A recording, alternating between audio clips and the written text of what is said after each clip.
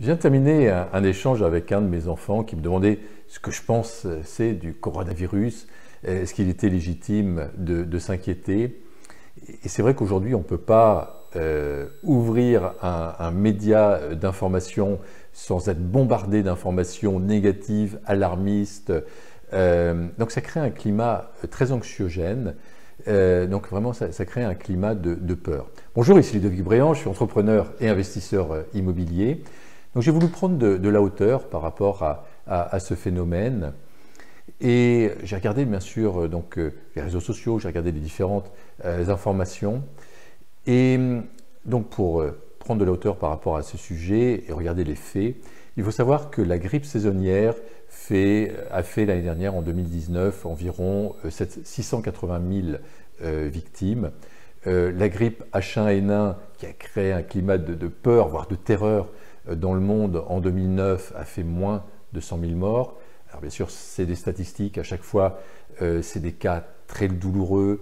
Ça renvoie bien sûr à des choses, à des situations que certaines personnes ont vécues qui sont extrêmement douloureuses. Donc pas facile de parler comme ça de mort en statistiques, mais ça permet de raison garder. Souvent prendre de la hauteur sur la situation peut nous aider. Et alors, ce qu'on sait de ce virus, de ce coronavirus, c'est qu'à ce jour, le taux de mortalité et de contagion est relativement bas. Donc le taux de mortalité il est d'environ 2% des personnes infectées et le taux de contagion il est entre 2 et 3, c'est-à-dire qu'une personne infectée peut en contaminer entre 2 et 3, ce qui est relativement faible. Donc pas d'inquiétude a priori. Par contre, ce qui est très développé, ce qui est très contagieux,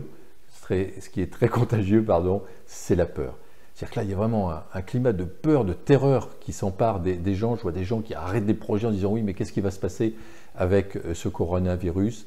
La peur paralyse, elle nous détourne de nos objectifs, elle nous détourne de nos buts, elle nous détourne de nos projets, de notre raison d'être quelque part. Et ça, pour moi, c'est vraiment grave. Donc stop à la peur, restons focus sur nos projets, restons focus sur ce qui nous anime, restons en fait maîtres de notre vie, capitaine de notre navire, ne nous laissons pas embarquer par ce que nous disent les médias, par ce que nous disent les politiques. Arrêtons de nous laisser polluer par des informations nauséabondes et négatives et reprenons notre vie en main. Continuons à avancer sur nos projets, continuons à avancer dans notre vie. Et aujourd'hui, c'est le coronavirus. Donc les médias s'en emparent et ça fait une traînée de poudre à travers le monde. Demain, ça sera encore autre chose. Tout ça, ça inquiète les personnes, ça évite de se poser quelque part les vrais problèmes de société, le fait que le monde a besoin aujourd'hui de changer. On a besoin, chacun d'entre nous, de participer à la création de ce monde meilleur. Donc surtout, ne nous laissons pas envahir par les peurs et continuons à avancer sur notre chemin vers nos beaux projets de vie.